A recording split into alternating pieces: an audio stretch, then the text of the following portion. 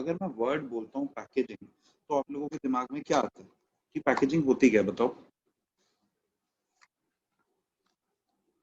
किसी भी चीज को कैरी या मतलब प्रोटेक्ट करने के लिए उसके लिए कवर। हाँ बिल्कुल, जब हम बोलते हैं पैकेजिंग सामान को तो यही डब्बे हुआ में कि बंद करके देना। ठीक है, तो packaging means developing a appropriate wrapper, container और a bag of product. Developing an appropriate wrapper, container, or a bag of product. All the activities which are related to designing, developing, making. ठीक है. अब packaging के ना 3 level होते हैं: primary, secondary and transportation. Primary packaging क्या होती है? जो प्रोडक्ट के इमीडिएट कॉन्टैक्ट में होती है, immediate container which comes in direct contact with the product. जैसे अगर आप पेस्ट करते हो, अगर आप किसी कोई कभी पेस्ट कर लेता हो, तो जो ट्यूब होती है वो हो जाती है इमीडिएट कंटेनर. या फिर आप में से कभी किसी ने पियर्स का सोप यूज करा? बता दो, मैं नाम भी नहीं देखूंगा किसने. ठीक है ना, मैं जज करूंगा. अच्छा होता है. अब पियर्स का जो सोप होता है वो एक बॉक्स में होता है और उसके अंदर एक क्या कहते हैं ट्रांसपेरेंट रैपर होता है, उसमें वो ग्लिसरीन वाला सोप होता है. ठीक है, तो वो जो एक रैपर होता है ना अंदर, वो हो जाता है प्राइमरी पैकेज. अब कई बार क्या होता है, sometime it is kept till it is ready to use. जैसे अब आप क्या कहते हैं, अगर नहाना शुरू करते हो तो वो पन्नी को उतार देते हो, और कई बारी वो प्रोडक्ट की थ्रू आउट द लाइफ चलता है, जैसे ट्यूब. अब जैसे कोलगेट है तो उसकी जो ट्यूब है वो थ्रू आउट द लाइफ चलती है ऑफ द प्रोडक्ट. अब आप में से कोई ऐसा तो नहीं करता ना कि क्या कहते हैं कोलगेट लाए, ऐसे खींच खींच के कटोरी में निकाल दी और फिर कटोरी रख दी बाथरूम में, और फिर जब नहा रहे हैं ऐसे कटोरी लगा के क्या कहते हैं कटोरी में से वो ब्रश पे लगा के कर रहे हैं.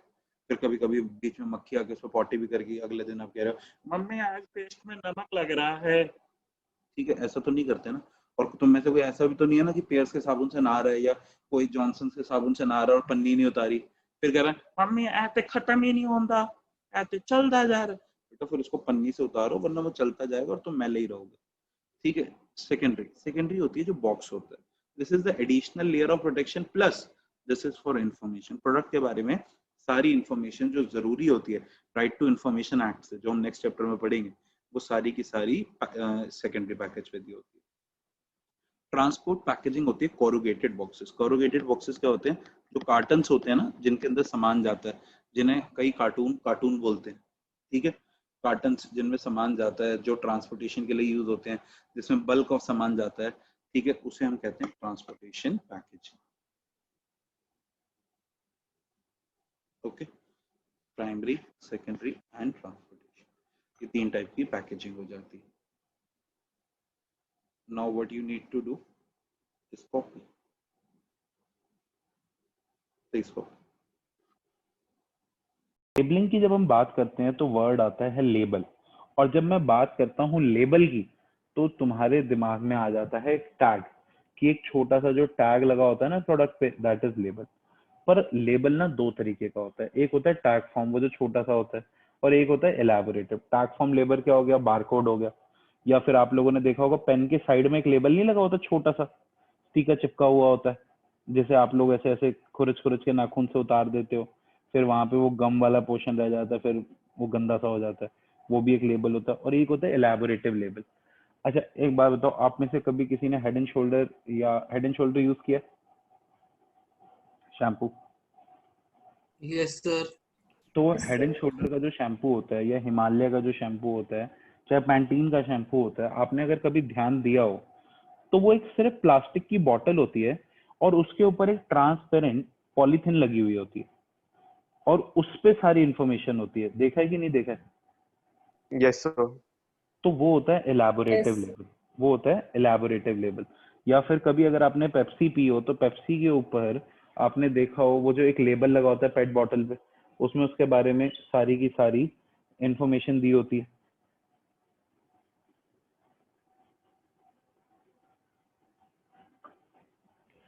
पूरा दिखाएगा head and shoulder anti dandruff. अब देखो ये जो लेबल होता है इसके अंदर ये क्या होता है, इतना महंगा क्यों है पहली बात तो ये, चलो छोड़ो. ठीक है, तो ये पॉलिथिन सी लगी होती है, इसमें सारी इंफॉर्मेशन होती है. ठीक है, बैक साइड पे ज्यादा करके सारी की सारी इंफॉर्मेशन दे रखी होती है. ये बेशरम में फ्रंट साइड ही दिखा रहे हैं बस. इसमें हिमालय के क्या कहते हैं वो शैम्पू होता है तो उसके पीछे भी दे रखी होती है। ये देखो अगर आपको दिख रहा हो, ये जो भी है ये घटिया सा मोहा शोहा, इसमें यहाँ पे इन्होंने एक स्टिकर चिपका रखा है ये, ठीक है, तो दैट इज लेबल। इन पे भी एक स्टिकर चिपका हुआ है, हमें बाय नहीं करना है, पता नहीं कुछ अच्छा कहते ऑर्डर कर दो सर, ठीक है। तो it contains all the information about the product. Label means putting N identification mark on the product, it distinguish it from one another.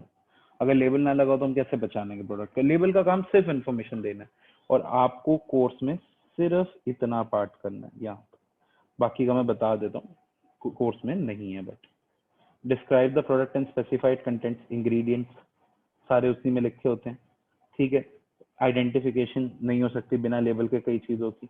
Grading, labels इस चीज के भी लगे होते हैं, जैसे अगर आप प्राइस लो, एक कंपनी आती है इंडिया गेट, अब उनकी सारी पैकेजिंग एक जैसी है, बस एक स्टिकर लगा होता है कि ये क्या कहते हैं सवा वाला राइस है, ये 1 है, ये पौना है, ये आधा है, ये टुकड़ा है, तो वो स्टिकर चिपका देते हैं, ठीक है। हेल्प्स इन प्रमोशन, क्योंकि साइलेंट सेल्समैन वाला पैकेजिंग वाला सेम काम कर देता है। और इन्फॉर्मेशन रिक्वायर्ड बाय लॉ, कई चीजें ऐसी होती है ना जिनके पीछे लेबल लगा होता है और 2 लंग्स बने होते हैं और वो लंग्स ब्लैक हो रहे होते हैं, पता है ना, तो ये भी एक लॉ की रिक्वायरमेंट होती है। कई आप जगहों फॉर्म और कई इलेबोरेटिव जगहों पे फॉर्मेट कुछ डिफरेंस बता दो। पीछे पीछे स्टिकर लगा होता है जिसमें एक मुंह सूजा हुआ सा लगा हुआ होता है और लिखा होता है tobacco is injurious to health, तो ये सारी इंफॉर्मेशन भी लेबल पे ही मिलती है। दाम, The amount we each need to pay Per for amount. acquiring a product. Price, ठीक है, price means amount of money required to be paid in lieu of product.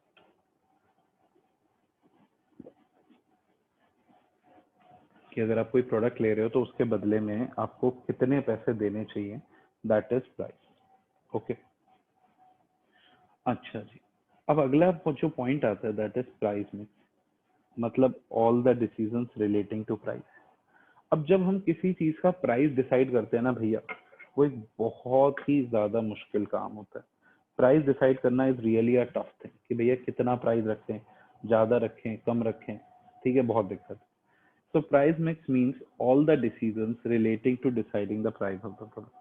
The decision is very crucial. Definitely it is very crucial. ठीक है, that I'm telling as a professional, as a business person कि हाँ भैया हमें भी price decide करते हुए बहुत सोचना पड़ता है, ना ज्यादा होना चाहिए ना कम होना चाहिए, एप्रोप्रिएट होना चाहिए। Is one of the sir आवाज चली गई sir. is one of the most important thing that a consumer considers while deciding the price. देखो हम हिंदुस्तान में रहते हैं और हिंदुस्तान में जो जनता है ना वो या तो गरीब है या तो लोअर मिडिल क्लास है और कुछ अपर मिडिल क्लास है, और हमारी मेंटालिटी तो except a few middle class ही है सबकी, चाहे हम अमीर भी हो जाए, ठीक है। तो जब भी हम कोई चीज देखते हैं ना तो वो चीज हमें पसंद आएगी या नहीं आएगी, उसमें एक बहुत इंपॉर्टेंट फैक्टर होता है प्राइस। प्राइस टैग देखने के बाद ना प्रोडक्ट को देखने का नजरिया बदल जाता। आप लोगों का तो मैं अभी नहीं कह सकता क्योंकि आप लोग एक बहुत ही छोटी उम्र के बच्चे हो, अभी पेरेंट्स खर्चा संभाल रहे हैं, बट पेरेंट्स के साथ या मेरे साथ ऐसा होता है, ठीक है। अगर हमने एक चीज देखी बहुत अच्छी लग रही है, उसका प्राइस कुछ ज्यादा ही निकल गया, ठीक है, we can see another one. एक चीज देख रहे हैं नॉर्मल सी लग रही है, उसका प्राइस बहुत ही कम दिख गया, बढ़िया है यार, बस इतने में तो बहुत ही बढ़िया। So this is the way how consumer reacts and we know that, ठीक है। और again there is a relativity also, क्योंकि हमें कंपैरिजन करना होता है, ठीक है। अब मेरे साथ भी होता है, अब क्या कहते हैं कई बच्चे अशोक वेयर साइड से आ रहे हैं, अब अशोक वेयर साइड से आ रहे हैं तो नाम मत लेना प्लीज, नाम मत लेना, वहां पे XYZ एक आधा इंस्टीट्यूट है, उसकी फीस देखी भैया 36,000 रुपये फीस है, मेरी फीस देखी यार ये तो ऑलमोस्ट आधी पड़ रही है, पढ़ लो यार बहुत ही सस्ता पड़ रहा है। कोई बच्चा आ रहा है क्या कहते हैं मलकागंज साइड यहाँ से, वहां पे कहीं पता करा भैया ये तो सिर्फ 9-10 हज़ार रुपये, ये तो बहुत महंगी है, तो रिलेटिविटी है, कंज्यूमर कंपेयर करता है, ठीक है। देयर आर फैक्टर्स, जब हम प्राइस डिसाइड करते हैं तो कौन से फैक्टर्स अफेक्ट करते हैं? देखो तकरीबन तुम सबके सब बिजनेस फैमिली से बिलोंग करते हो, 90% ऑफ यू। अगर एक चीज का प्राइस फिक्स करेंगे तो सबसे पहली चीज क्या देखते होंगे, बताओ? Sir Give me question a- repeat करना। अगर आप एक वो बिजनेस हमें कितने में पड़ रही? हाँ, अगर आप एक बिजनेसमैन हो और मैं आपसे कहूँ कि प्राइस बताओ कि कितने में आप अपना सामान बेचोगे, तो सबसे पहली चीज क्या देखोगे? तो बच्चे ने बोला हमें कितने में पड़ रही है, मतलब कि प्रोडक्ट कॉस्ट क्या है। हम सबसे पहले देखते हैं कि जो प्रोडक्ट हम बना रहे हैं उसकी कॉस्ट कितनी है, और हमारा जो प्राइस होता है it should cover the cost of production. और जब मैं बात करूं कॉस्ट की, तो कॉस्ट होती है तीन तरीके की, fixed, variable and semi variable.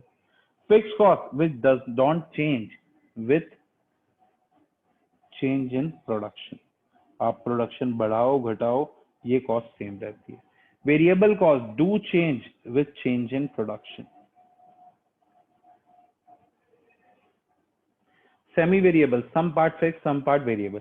Fixed और वेरिएबल तो पता है, सेमी वेरिएबल बता देता हूँ। जैसे इलेक्ट्रिसिटी बिल आता है, उसमें कुछ फिक्स चार्ज होता है कि भैया इतना खर्चा तो है ही है, और उसके बाद जितना ज्यादा यूज करते जाओगे उतनी कॉस्ट बढ़ती जाएगी। सेमी वेरिएबल कॉस्ट दो तरीके की होती है, एक होती है जिसमें कुछ पोर्शन फिक्स्ड होता है, कुछ पोर्शन वेरिएबल होता है। एक और चीज होती है, अगर आप फर्दर इकोनॉमिक्स पढ़ोगे तो आप उसमें पढ़ोगे, इसे कहते हैं स्टेप कॉस्ट। जैसे कि मान लो मैं सामान ट्रांसपोर्ट करा रहा हूँ, तो एक ट्रक का चार्ज होता है 10,000 रुपए, और एक ट्रक में 10,000 किलो सामान आता है। तो मैं 1 किलो सामान बेचूं, 2 किलो बेचूं, 5 किलो बेचूं या 1,000 किलो बेचूं, वो मुझसे 10,000 लेगा। पर अगर मैं 1,001 किलो भेजूं तो भैया वो सीधा 20,000 कर देगा। तो उसका जो कर्व बनता है, ये इकोनॉमिक्स है, ये बीएस नहीं है, तो वो ऐसे रहता है और वो सीधा ऐसे हो जाता है, फिर सीधा ऐसे हो जाता है, क्योंकि सीधा सीधा स्टेप बढ़ता जाता है। तो that is semi variable cost. तुम्हें बस इतना पता करना है, that is sum of both fixed and variable. अगली चीज आती है प्राइस ऑब्जेक्टिव। अगर हमारा प्राइस ऑब्जेक्टिव है सिर्फ सर्वाइवल, तो हम प्राइस रखेंगे लो। जैसे माइक्रोमैक्स जब मार्केट में आई थी तो उसका काम था कि बस वो सरवाइव कर जाए, उसने प्राइस कम रखा। अगर हम मार्केट शेयर लीडरशिप चाहते हैं, हम चाहते हैं मार्केट में ज्यादा से ज्यादा लोग हमारा प्रोडक्ट यूज करें, MI, रियलमी, प्राइस लो। अगर हम क्वालिटी लीडरशिप चाहते हैं, एप्पल, तो हम R&D पे खर्चा करेंगे, रिसर्च एंड डेवलपमेंट पे, तो price high. Extent of competition, it's a very important factor. If there is high competition, price low. If there is a low competition, price high. Government and legal regulation, भैया government can influence the price, government regulate the price. Essential commodities में government subsidy देती है और price को कम कर देती है, luxurious goods पे government tax लगा के price को बढ़ा देती है। Utility and demand, देखो अगर एक चीज की डिमांड ज्यादा है तो प्राइस ज्यादा होगा, डिमांड कम है तो प्राइस कम होगा। अगर एक चीज की डिमांड इलास्टिक है तो प्राइस कम रखेंगे, भैया क्यों? प्राइस बढ़ गया, कस्टमर छोड़ के चला जाएगा। और अगर डिमांड इन इलास्टिक है तो प्राइस ज्यादा रहेगा। Marketing method use, price fixation marketing method से इफेक्ट होती है। मार्केटिंग क्या होती है? Advertisement, distribution, sale, promotion technique. SPT is sale promotion technique, मतलब स्कीम्स जो हम अलग अलग देते हैं, ठीक है। अगर ये ज्यादा दोगे तो कॉस्ट ऑफ प्रोडक्शन बढ़ जाएगी। By providing some uniqueness in marketing, firm can have freedom in price fixation. मतलब अगर आप कुछ बहुत अलग सा कर देते हो, ठीक है, कि आपका प्रोडक्ट बिल्कुल हटके हो जाता है, तो हाँ भैया आप प्राइस को ज्यादा चार्ज कर भी सकते हो, फ्रीडम है आपके हाथ, ठीक है। सो this is price mix, this is very important. I am telling you this is very important, and I assume there's a 90% possibility it will be coming in board. अब why I am having a possibility, I'll make you clear, क्योंकि इस chapter में से अच्छे portion delete हो गए, तो जो बचे हैं अच्छे पोर्शन तो उनमें ये है, तो इसीलिए इसके पेपर में आने के चांसेस बहुत ज्यादा बढ़ जाते। Please do it thoroughly.